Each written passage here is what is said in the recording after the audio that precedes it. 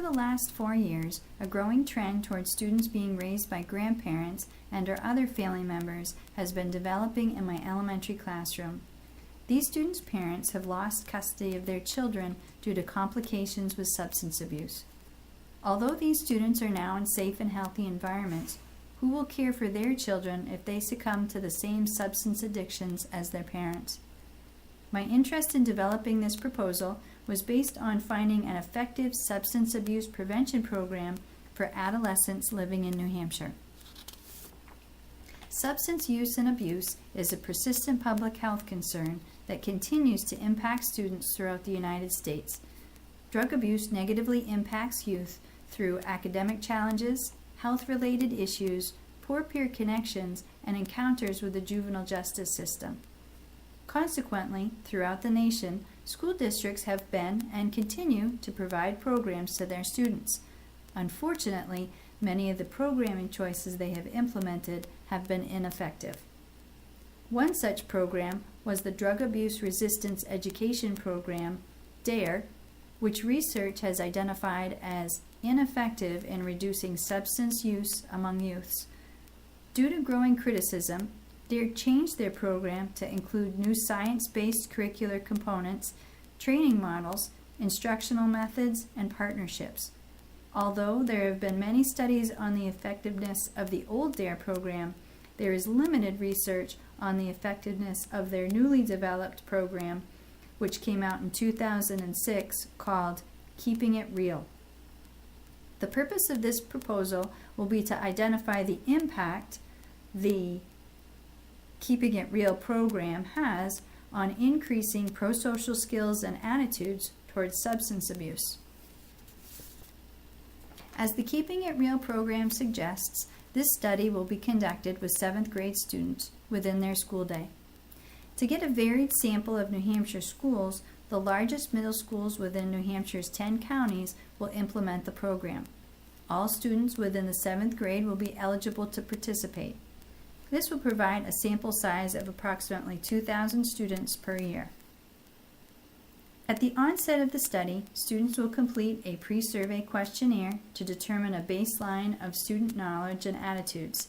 The Keeping It Real program will be led by police officers who have graduated from a DARE training program. In the curriculum, REAL stands for Refuse, Explain, Avoid, Leave. The program consists of 10 lessons to be implemented over 10 weeks. Each lesson is designed to last 40 to 45 minutes and involves real-life situations, role plays, applying life skill concepts, weekly reflections, and a good citizen interview.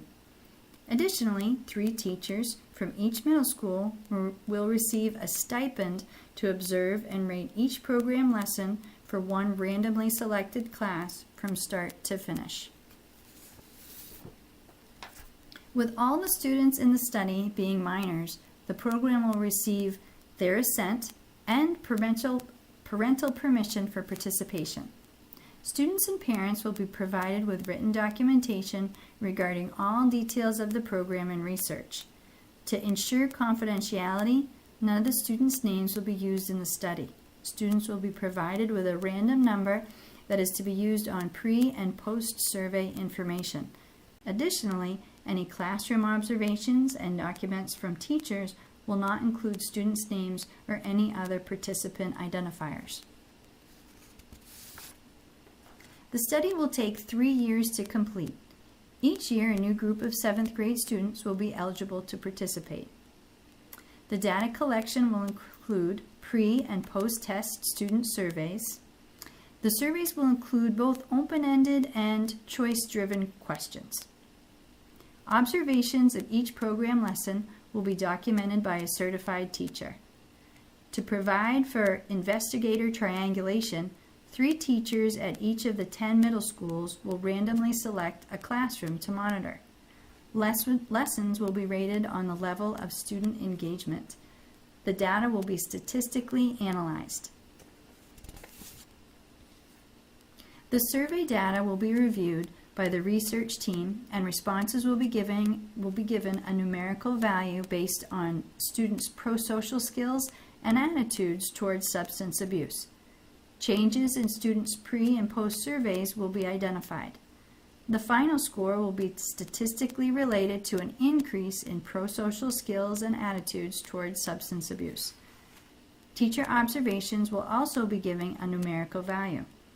A high score will identify a high level of student involvement, and a low score will reflect a low level of engagement as determined by the observer. To identify demographic variables, information will also be collected on the student's gender and ethnicity.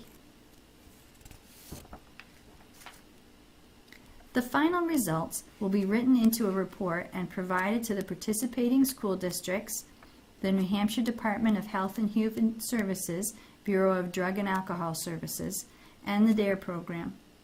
Disseminating the report to these groups will add to the current literature, assist schools in selecting an effective drug prevention program, and improve current practices. This study was intended to provide qualitative evidence on the impact the school-based Keeping It Real program has on adolescents' views of substance abuse. It is also intended to determine which substance abuse teaching strategies generated the most student engagement. In conclusion, it is no wonder that with statistics such as 1 in 6 New Hampshire teens having abused prescription drugs and the Northeast being ranked the highest in alcohol abuse of teens 12 or older, that New Hampshire school systems are implementing substance abuse programs. However, not all of their program choices have been effective. It is imperative that New Hampshire schools know what programs are and are not effective.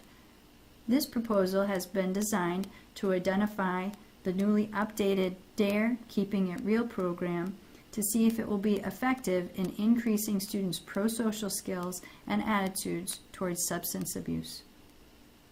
Thank you for your time and attention.